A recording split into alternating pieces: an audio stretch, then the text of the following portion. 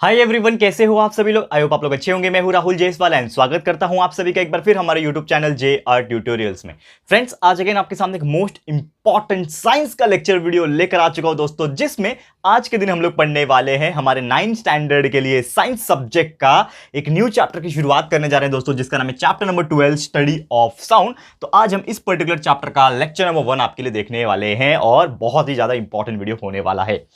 तो दोस्तों, आप लोगों के मन में थोड़ा सा डाउट ये होगा कि सर ये चैप्टर वापस से आप क्यों शुरुआत कर रहे हो। देखो, बहुत सारे लोग ने मुझे बोला था कि सर ये जो चैप्टर का जो कुछ वीडियोस हैं वो स्क्रीन रिकॉर्डिंग वीडियोस है, तो आप क्या करो, इन वीडियो को वापस से अपने फेस के साथ शूट करो। तो ये जो वीडियो है ये चैप्टर का आपको वापस से मैं शूट करके दे रहा हूं। बाकी जो चैप्टर है वो ऑलमोस्ट सब फेस कैम ही है, कुछ चैप्टर स्क्रीन अभी भी है लेकिन वो इंपॉर्टेंट है तो उसको हम दोबारा से शूट नहीं करेंगे। लेकिन ये चैप्टर को मैं सोच रहा हूँ दोबारा से शूट करूँ आपके लिए, और इसको आपको ध्यान से देख लेना है, तभी आपको कुछ अच्छे से चीजें समझ में आ जाएगी। अच्छे से पढ़ाई करते रहो, प्लेलिस्ट में जाके देखोगे तो आपका पूरा सिलेबस ऑलरेडी कंप्लीट है, जितने भी चैप्टर्स है पहले से कंप्लीट है। बस इसको एक तरीके से रिवीजन के तौर पे आप ले सकते हो और इसको अच्छे से पढ़ाई कर सकते हो। तो ध्यान से देख लेना। साथ ही में अगर आपने प्लेलिस्ट को चेक नहीं किया है तो आपको पता चल जाएगा कि जितने भी सब्जेक्ट्स हैं वो सब कंप्लीट है हमारे। प्लेलिस्ट को चेक करो, बाकी हर स्टैंडर्ड के लिए भी कंप्लीट है, चेकआउट कर लेना। इंस्टाग्राम पे अभी तक आपने फॉलो नहीं किया है हमें तो लिंक डिस्क्रिप्शन में है दोस्तों, जरूर से फॉलो कर लेना। सोशलाइज हो जाओ दोस्तों, साथ में कनेक्ट हो जाओ। बीच बीच में हम वहां पे लाइव सेशन करते हैं ताकि आपके साथ फेस टू फेस इंटरेक्शन कर सके। तो जरूर से मुझे फॉलो कर लेना, लिंक डिस्क्रिप्शन बॉक्स में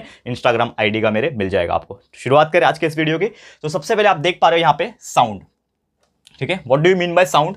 अब साउंड का बेसिक मीनिंग होता क्या है। सबसे पहली बात यार, हम कोई भी चीज बोलते हैं तो वो हमें सुनाई भी देता है, कोई भी साउंड जो है वो हमें सुनाई देता है। तो उसके पीछे रीजन क्या होता है। Sound is nothing but a form of waves. सबसे सिंपल भाषा में अगर मैं बोलूं कि साउंड क्या होता है, एक वेव्स है, ठीक है ना। अगर नॉर्मल तौर पे जैसे आपने समुद्र की लहरें देखी होगी, ठीक है ना, तो कैसा होता है वो इस प्रकार जाता है, ठीक है ना। तो वैसे हमारा जो साउंड वेव्स होता है वो भी एक तरीके से लहर है, एक तरीके से वेव्स है जो आगे बढ़ता रहता है। उसका एक पर्टिकुलर फ्रीक्वेंसी होता है, उसका एक पर्टिकुलर पिच होता है, एम्पलीट्यूड होता है। ये सभी चीज क्या होता है ये हम आगे डिस्कस करेंगे। लेकिन सबसे सिंपल तरीके से कैसे याद रखोगे, sound is nothing but a form of waves which is travel in a particular direction. Okay, अब ये सुनाई कैसे देता है ये भी थोड़ा समझ लो, क्योंकि चैप्टर में हम लोग वो भी चीज पढ़ने वाले हैं आगे जाके। लेकिन थोड़ा सा आप समझ लो, जैसे कि हमारी जो ईयर्स होती है, ठीक है ना, हमारी जो कान होती है, कान के अंदर आप देखोगे तो एक ईयर ड्रम होता है। ईयर ड्रम का मतलब क्या होता है, कान का पर्दा। हम हिंदी में बोलते हैं ना, अरे यार कुछ जोर से मत चिल्ला नहीं तो मेरे कान के पर्दे फट जाएंगे, ऐसा बोलते हैं ना हम लोग। तो कान के पर्दे is nothing but ear drum. तो होता क्या है, कभी भी कोई भी साउंड सुनने के लिए हमें चाहिए होता है दोस्तों वाइब्रेशन। अगर दोस्तों वाइब्रेशन नहीं होगा, कोई भी चीज में अगर वाइब्रेशन नहीं होगा तो हमें साउंड जो है सुनाई नहीं देगा। अब आप बोलोगे कि सर ऐसा क्या चीज है कि जिसमें वाइब्रेशन नहीं होता है। There are so many things जिसमें वाइब्रेशन नहीं होता है। कभी कभी आपने देखा है, एक एग्जांपल के तौर पे बताऊंगा, ठीक है। एग्जांपल के तौर पे आपको पता है इलेक्ट्रिक स्कूटर आता है, इलेक्ट्रिक स्कूटर आपके बाजू से चला जाता है तो आपको पता नहीं चलता है। क्यों? क्योंकि उसमें ना इंजन नहीं होता है। इंजन मतलब कौन सा इंजन, जिसमें पिस्टन एंड सिलेंडर आपस में वाइब्रेट होते हैं, रेसिप्रोकेट होते हैं, वो नहीं होता है। क्योंकि नॉर्मल जो आपका पेट्रोल डीजल वाला जो गाड़ी होता है वो आपके बाजू से गया तो एकदम खटारा एकदम आवाज निकाल के जाता है। क्यों? क्योंकि उसके अंदर वाइब्रेशन हो रहा है। लेकिन वो इलेक्ट्रिक गाड़ी गई तो उसके अंदर कोई भी वाइब्रेशन नहीं होता, इसके लिए वो एकदम स्मूथली चले जाता है, आपको सुनाई नहीं देता है, ठीक है।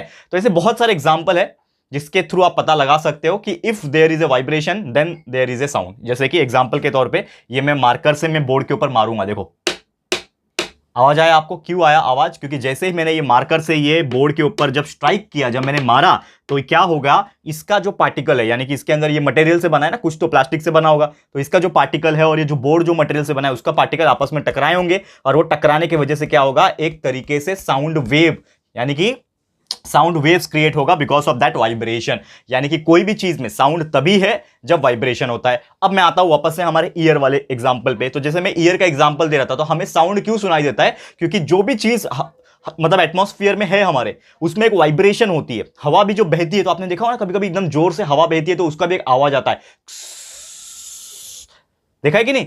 हवा बहने का भी, हवा फ्लो होने का भी आवाज आता है। क्यों? क्योंकि उसके अंदर भी पार्टिकल जो है हवा के वो वाइब्रेट कर रहे हैं आपस में, और वो वाइब्रेशन सेंस कौन करता है, हमारा ईयर ड्रम। क्योंकि वो ईयर ड्रम के अंदर जब वो टकराता है, जाके अंदर आवाज जो है गूंज रहा है वो ईयर ड्रम के अंदर टकराता है, तो हमारा जो ईयर ड्रम है ना, पर्दा, एक पर्दा जैसे होता है, एक पतला सा लेयर होता है, वो भी जाके क्या होता है, वाइब्रेट होता है। जैसे वो वाइब्रेट होगा उसके अंदर के ऑर्गन्स हमारे ब्रेन तक सिग्नल पहुंचा देते हैं कि हाँ ये वाला आवाज आ रहा है, और इसके वजह से हम आइडेंटिफाई कर पाते हैं, ब्रेन समझ पाता है कि ये कौन सा आवाज है। है। जैसे कि ये वाला आवाज मैंने देखा नहीं, लेकिन मेरे को समझ में आया कि कुछ तो टकरा रहा है, उसका आवाज है, ठीक है ना। एरोप्लेन जाएगा बाजू से तो मुझे पता चल जाएगा एरोप्लेन का आवाज है, क्योंकि वो चीज मेरे ब्रेन ने ऑलरेडी सुना हुआ है और समझ के रखा हुआ है। समझ में आ रहा है, तो हर एक का आवाज हम सुन के समझ सकते हैं। तो ये होता है साउंड, ठीक है। फिर और ज्यादा टेक्निकल चीजों की अगर मैं बात करूं यहां पे, ठीक है, टेक्निकल के हिसाब से थोड़ा और साउंड के हिसाब से अगर मैं जाऊं, तो साउंड जैसे मैंने बोला it is nothing but a form of waves, जो कि एक तरीके से एनर्जी होती है। जैसे कि आप जानते हो कि there are various types of energy, electrical energy होती है, फिर उसके अलावा मैकेनिकल एनर्जी होती है। वैसे ही साउंड की भी क्या होती है, कि एनर्जी होती है, एक ताकत होती है। जैसे मैं कुछ बोल रहा हूं, आप तक सुनाई दे रहा है, तो it is nothing but energy which is flowing through from my mouth to your ear. आप तक पहुंच रहा है, तो ये भी क्या है, एक फॉर्म ऑफ एनर्जी है जो कि फ्लो होता रहता है। एंड साथ ही में अगर हम बात करें कि कोई भी साउंड को जाने के लिए, कोई भी साउंड को जाने के लिए, वहां तक पहुंचने के लिए या फिर सुनाई देने के लिए एक मीडियम की जरूरत पड़ती है। किसकी जरूरत पड़ती है दोस्तों, मैं बात कर रहा हूं यहां पे मीडियम की। What do you mean by medium? Medium मतलब कुछ तो ऐसा होना चाहिए जिसके थ्रू वो पास हो रहा है। अब मीडियम मतलब क्या हो सकता है, हमको पता है there are only 3 medium, but generally उसके अलावा भी मीडियम होते हैं। कौन कौन से 3 मीडियम होते हैं जनरली बात करो, जनरली कौन से होते हैं? सॉलिड होता है, या तो लिक्विड होता है, या तो गैस होते हैं। ये 3 चीज होते हैं बेसिकली। तो अगर कोई सॉलिड है, यानी कि कोई सॉलिड चीज है, तो उसमें साउंड आता है क्या? यस, बिल्कुल जाता है। यानी साउंड जो है वो सॉलिड में से पास हो सकता है, लिक्विड में से भी पास हो सकता है, गैस में से भी पास हो सकता है। गैस का सबसे बेस्ट एग्जांपल है यहां पे मैं कुछ बोल रहा हूं, आप तक सुनाई दे रहा है, क्यों? क्योंकि यहां पे कुछ तो कुछ गैस होगा, ऑक्सीजन होगा, हाइड्रोजन होगा, कार्बन डाइऑक्साइड होगा, कुछ तो गैस है ना यहाँ पे, तभी तो पास हो रहा है। लेकिन इसके अलावा भी एक मीडियम होता है जिसको हम लोग बोलते हैं दोस्तों वैक्यूम। क्या बोलते हैं? वैक्यूम बोलते हैं। आपको पता है ना, वैक्यूम यानी स्पेस एक तरीके से बोल लो। उसमें कोई भी ना गैस होता है, ना सॉलिड होता है, ना लिक्विड होता है, कुछ नहीं होता है, एकदम क्लियर होता है। तो ये जो वैक्यूम होता है ना, इसमें आप कुछ भी बोलने की कोशिश करो, इसमें कुछ भी बोलने की कोशिश करो, या फिर कोई भी तरीके का साउंड निकालने की कोशिश करो, साउंड तो निकलेगा लेकिन वो आपको सुनाई नहीं देगा, क्योंकि sound doesn't travel to from vacuum. यानी कि साउंड वेव्स जो होते हैं ना, वो वैक्यूम में से ट्रैवल नहीं कर सकते, क्योंकि उसको एक जरिया चाहिए होता है। क्या चाहिए होता है? एक मीडियम चाहिए होता है। तो लेकिन ये वैक्यूम के पास तो कोई मीडियम ही नहीं है, वो तो बेचारा खाली है, ना सॉलिड, ना लिक्विड, ना गैस। तो उसमें से जो साउंड वेव से वो पास नहीं हो सकते। तो इससे क्या पता चला कि कोई भी साउंड को ट्रैवल करने के लिए एक मीडियम की जरूरत पड़ती है, ठीक है। अब बेसिकली क्या होता है कि जो पार्टिकल्स होते हैं, कोई भी तरीके में, कोई भी चीज में एक पार्टिकल होता है, मतलब छोटे छोटे टुकड़े होते हैं, इसके अंदर भी पार्टिकल्स है बहुत सारे, ठीक है ना। तो जो पार्टिकल्स होता है ना कोई भी मीडियम का, ठीक है, वो जब ट्रैवल करता है, अगर हम बात करें कोई भी मीडियम का, अगर जो वेव्स होता है वो ट्रैवल जब करता है, तो ट्रैवल करने के बाद क्या होता है कि वो ऑक्सीलेट करता है। ऑक्सीलेट करना, जैसे एग्जांपल के तौर पे अगर हम बात करें, लहरें होती है, लहरें, ठीक है, वो भी क्या होती है? ऑक्सीलेट करके आगे बढ़ती है इस प्रकार से। तो ऐसे जो टाइप के वेव्स होते हैं ना, नॉर्मली जो अपने मीन पोजीशन से ऑक्सीलेट करके आगे की तरफ बढ़ता है, यानी कि यहां से ऑक्सीलेट किया, यहां पे आया आगे, लेकिन आगे बढ़ रहा है, आगे बढ़ते जा रहा है। तो ऐसे टाइप के वेव्स को हम लोग क्या बोलते हैं दोस्तों? लॉन्जिट्यूडनल वेव्स बोलते हैं। क्या बोलते हैं? ये चीज आपको याद में रखना है, ये बहुत इंपॉर्टेंट चीज है। लॉन्जिट्यूडनल वेव्स यानी कि कुछ ऐसे पार्टिकल्स कोई भी ऑब्जेक्ट के जो वो ऑक्सीलेट होते हैं, या फिर आप बोल सकते हो वाइब्रेट होते हैं, लेकिन वो अपने मीन पोजीशन से आगे बढ़ते रहते हैं। ऑक्सीलेशन करने के बाद वो अपने मीन पोजीशन से क्या कर रहे हैं? वो हमेशा आगे बढ़ते रहते हैं in the direction parallel to the propagation of the wave, यानी कि जो वेव्स है उसके ही पैरेलल वो आगे बढ़ते रहते हैं। तो ऐसे टाइप के वेव्स को हम लोग लॉन्जिट्यूडनल वेव्स बोलते हैं। ये समझ में आ गया? अब एक और टाइप का वेव्स होता है जो मैं बताऊंगा अभी। कभी आपने देखा है, कभी एकदम रुका हुआ पानी है, जैसे नदी का पानी है या फिर तालाब है कोई, तो वो तालाब में हम क्या करते हैं? पत्थर फेंक देते हैं। तो पत्थर जैसे ही फेंकते हैं तो पानी के जो ड्रॉपलेट्स होते हैं वो उड़ने लगते हैं, मतलब एक तरीके से वाइब्रेट करने लगते हैं। तो वो जो वाइब्रेशन होता है वो इस तरह नहीं होता है, वो वाइब्रेशन होता है दोस्तों इस तरह, और या फिर इस तरह, मतलब उसके छींटे जो होते हैं, जो ड्रॉपलेट्स होते हैं पानी के, वो एक तरीके से वाइब्रेट हो जाते हैं। तो वो जो वाइब्रेशन हुआ, उस टाइप का जो वेव्स क्रिएट होता है, उसको हम लोग ट्रांसवर्स वेव्स बोलते हैं। क्या बोलते हैं? Transverse waves. ये चीज आपको याद रखना है, बेसिक सा डिफरेंस है।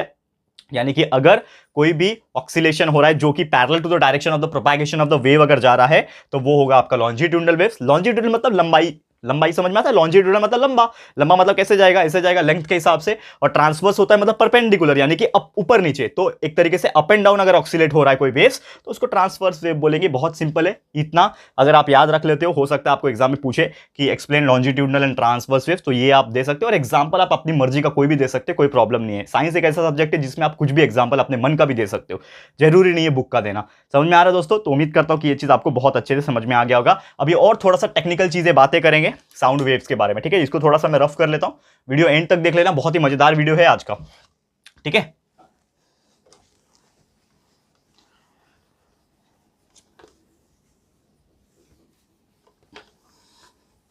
ओके, अब देखो यहाँ पे, अभी यहाँ पे मैं आपको एक डायग्राम बनाऊंगा वेव्स का, यानी कि जो साउंड वेव्स होते हैं उसका डायग्राम बनाऊंगा, एंड ये डायग्राम से आपको समझ में आ जाएगा कि मैं एग्जैक्टली किसकी बात कर रहा हूं। तो समझ लो, मैं एक वेव्स का बना रहा हूं। यहाँ पे ये वेव्स यहाँ पे शुरुआत किया, यहाँ पे गया, फिर यहाँ पे गया, यहाँ पे गया, यहाँ पे गया, एंड सो ऑन, या ऐसे आगे बढ़ते रहेगा, ठीक है ना। लेकिन इसमें कुछ टेक्निकल चीजें होती है। टेक्निकल चीजें क्या होती हैं? अब जैसे कि ये हमारा पहला वेव है, ये पहला वेव यहां पे कंप्लीट हुआ, ये दूसरा वेव है। तो कभी भी याद रखना कि एक वेव से दूसरे वेव्स के बीच में जो डिस्टेंस होता है, एक दूरी होगी ना पहले वेव्स में और दूसरे वेव्स के बीच में जो डिस्टेंस होता है, उसको हम लोग क्या बोलते हैं दोस्तों? वेवलेंथ। नाम से ही पता चल जाएगा कि हम लोग क्या बोलेंगे उसको, वेव लेंथ। यानी कि ये पहला वेव, ये दूसरा वेव, ये पहला वेव और दूसरा वेव का बीच का जो डिस्टेंस है, उसको, उसका जो लेंथ है वो क्या रहेगा? वेव लेंथ रहेगा, वेव का लेंथ। और उसको डिनोट करते हैं, एक सिंबल होता है जिसको हम लोग बोलते हैं लैम्बडा। क्या बोलते हैं? लैम्बडा। ऐसा उल्टा वाई जैसा दिख रहा है आपको? कैसा बनाना है आपको? इस प्रकार का उल्टा वाई जैसा आपको बनाना है। इसको हम लोग बोलते हैं लैम्बडा। क्या बोलते हैं? लैम्बडा। लिखेंगे कैसे लैम्बडा को? लैम्बडा, ठीक है। तो लैम्बडा बोलते हैं इसको, ये चीज आपको ध्यान में रखना है। तो ये हो गया वेवलेंथ। अब एक और चीज होता है, जैसे कि कोई भी पर्टिकुलर डेंसिटी हो या फिर कोई भी पर्टिकुलर प्रेशर हो साउंड वेव्स के ऊपर जो लग रहा है, तो वो डिटरमाइन हमें क्या बताता है? वो एम्पलीट्यूड के बारे में बताता है। And what do you mean by amplitude? That is the maximum range of pressure और डेंसिटी, ठीक है। मैक्सिमम रेंज ऑफ प्रेशर और डेंसिटी, ये हमें क्या बताता है? एम्पलीट्यूड। यानी कि ये जो हाइट होती है वेव्स की, ये जो वेव्स की जो मैक्सिमम हाइट होती है, इसी को हम लोग क्या बोलते हैं? एम्पलीट्यूड, जिसको ए से लिखा जाता है, ठीक है। क्या बोलते हैं? एम्पलीट्यूड। यहां पे लिखता हूं मैं, नीचे लिख देता हूं एम्पलीट्यूड।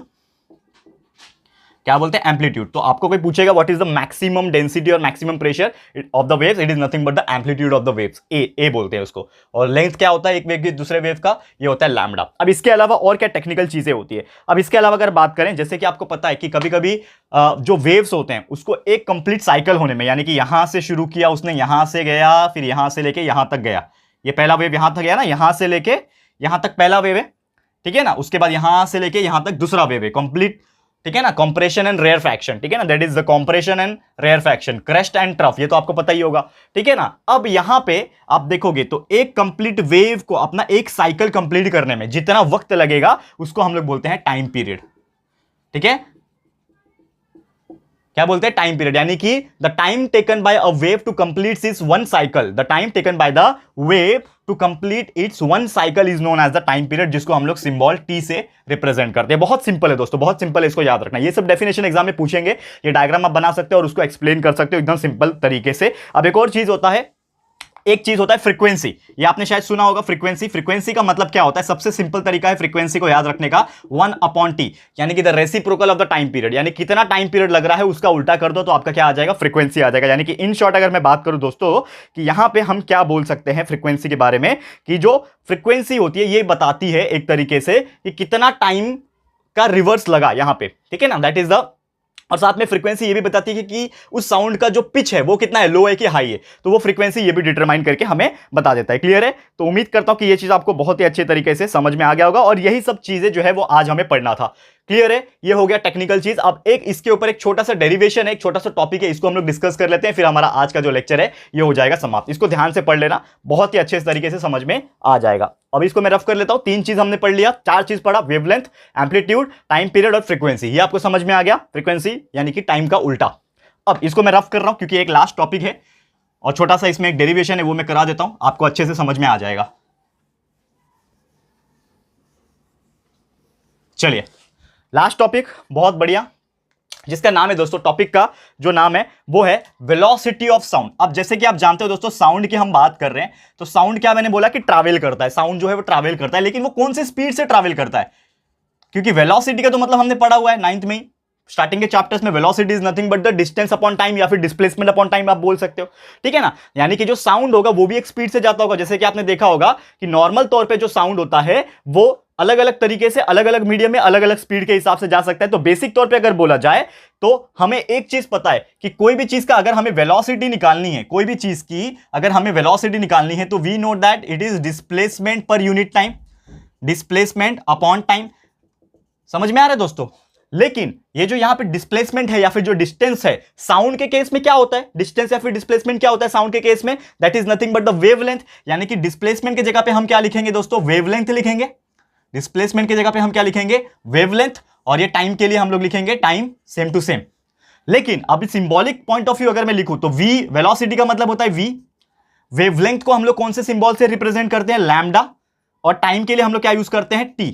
यानी कि हमारा फॉर्मूला क्या बन गया, v is equal to lambda upon T, and this is the formula for calculating the velocity of sound. यानी कि अगर आपको कोई क्वेश्चन पूछता है कि calculate the velocity of sound, तो आपको क्या पता होना चाहिए, लैम्डा पता होना चाहिए। लैम्डा मतलब क्या होता है, वेवलेंथ। तो आपको वेवलेंथ पता होना चाहिए और उसको टाइम पता होना चाहिए, दोनों को डिवाइड कर दोगे तो आपको वेलोसिटी ऑफ साउंड v मिल जाएगा। अब इसी में एक और चीज हो सकता है, हमें अभी अभी एक चीज पता चला कि फ्रीक्वेंसी जो होता है, जिसको हम लोग न्यू सिंबल से रिप्रेजेंट करते हैं, इसका जो सिंबल होता है वो इस प्रकार होता है, न्यू, ठीक है ना, ऐसा एन बनाने का, ऐसा, ठीक है ना, एन स्मॉल लेटर एन बनाते हैं ना, ऐसा प्रकार का एन बनाने का, जिसको न्यू बोलते हैं, न्यू, ठीक है ना। जो भी आप बोलना चाहते हो वो आप बोल सकते हो, या फिर एक और सबसे बेस्ट तरीका बताता हूं, ये तो मैंने चलो ज्यादा बता दिया, लेकिन आप इस तरह से इसको ये कर लो, फ्रीक्वेंसी को इस तरीके से याद रख लो, this is known as the frequency का सिंबल। क्या करना है, यू बनाते हैं ना, यू इस प्रकार बना और थोड़ा इसके ऊपर बेंड कर दो, यू बना रहे हो, थोड़ा सा ऊपर बेंड कर दो, तो ये बन गया फ्रीक्वेंसी का सिंबल। तो ये फ्रीक्वेंसी का सिंबल है, ठीक है। अब ये फ्रीक्वेंसी का मतलब हमने अभी अभी डिस्कस किया, वो होता है 1 अपॉन टाइम पीरियड, यानी कि 1 अपॉन टी। तो इसको मैं कैसे लिख सकता हूं, देखो यहां पे, और इसको मैं कैसे लिख सकता हूं, ये तो मेरा एक फॉर्मूला बन गया है ऑलरेडी, लेकिन इसको मैं वापस कैसे लिख सकता हूं कि v इज इक्वल टू, ये ऊपर लैम्डा है ना, इसको मैं अलग रख देता हूं, और लैम्डा अलग हो गया तो क्या बचेगा, 1/t बचेगा, यानी मल्टीप्लाई बाय 1/t। इसका मतलब और इसका मतलब सेम ही है ना, v is equal to lambda by T, v is equal to lambda multiply by 1/t, दोनों का मतलब सेम ही है, ठीक है। तो ये भी एक फॉर्मूला बन गया। लेकिन अब यहां पे चेंज क्या आएगा कि ये 1 अपॉन टी का मतलब क्या है, ये 1 अपॉन टी का मतलब क्या है, फ्रीक्वेंसी है, यानी न्यू है। तो हम लोग क्या लिख सकते हैं यहां पे कि v is equal to lambda multiply by ये 1/t के जगह पे मैं क्या लिखूंगा, न्यू लिखूंगा, इस प्रकार से। तो ये बन गया एक और फॉर्मूला, यानी कि v is equal to lambda multiply by nu. और इसको हम लोग कैसे लिखेंगे, वर्ड्स में कैसे लिखेंगे कि velocity of sound is equal to, lambda को क्या बोलते हैं हम लोग, वेवलेंथ बोलते हैं, तो वेवलेंथ और मल्टीप्लाई बाय न्यू, और न्यू क्या है, फ्रीक्वेंसी है, यानी कि वेवलेंथ मल्टीप्लाई बाय फ्रीक्वेंसी। ये चीज हो गया आपका एक फॉर्मूला। यानी कि अगर आपको कैलकुलेट करना है velocity of sound, you have to multiply wavelength and frequency both. अगर आप वेवलेंथ को फ्रीक्वेंसी से मल्टीप्लाई कर देते हो तो आपको वेलोसिटी ऑफ साउंड जो है मिल जाएगा। कितना सिंपल सा डेरिवेशन था, और ये एग्जाम में पूछता भी है, तो इसको अच्छे से लर्न कर लेना दोस्तों। क्लियर है, प्रैक्टिस कर लेना। क्लियर है, तो उम्मीद करता हूं कि ये चीज आपको बहुत ही इजी तरीके से समझ में आ गया होगा। इतना सिंपल टॉपिक है कि यार क्या बताऊं, कि आपको बस थोड़ा सा एक बार ध्यान देना है, प्रैक्टिस करना है, अपने आप आपका कंसेप्चुअल नॉलेज जो है वो क्लियर हो जाएगा। तो दोस्तों बस इसी के साथ फिर आज का जो वीडियो है, आज का जो लेक्चर वीडियो है, ये मैं समाप्त करता हूं। जल्द आपके लिए लेक्चर नंबर 2 भी लेकर आ जाऊंगा, जिसमें हम लोग आगे के जो टॉपिक्स है वो डिस्कस करेंगे साउंड के बारे में। तो आज के लिए इतना ही। ये वीडियो आपको कैसा लगा है प्लीज हमें कमेंट करके बताना, अपनी राय और सजेशन जरूर से देना। वीडियो पसंद आया है, अच्छा लगा है दोस्तों, तो प्लीज वीडियो को लाइक कीजिएगा, शेयर जरूर से करना, अपने सारे फ्रेंड्स एंड रिलेटिव्स को फटाफट से शेयर करो दोस्तों। एंड अगर आपने अभी तक इस चैनल को सब्सक्राइब नहीं किया है तो फटाफट से हमारे चैनल को भी सब्सक्राइब कर देना। साथ में दोस्तों एक बेल आइकन होता है, उसको प्रेस कर देना, ताकि फ्यूचर में हम कभी भी कोई भी वीडियोस को अपलोड करेंगे तो आप लोग को नोटिफिकेशन मिलती रहेगी। ठीक है फ्रेंड्स, तो मिलते हैं हमारे अगले वीडियो में। ये वीडियो देखने के लिए thank you and good bye.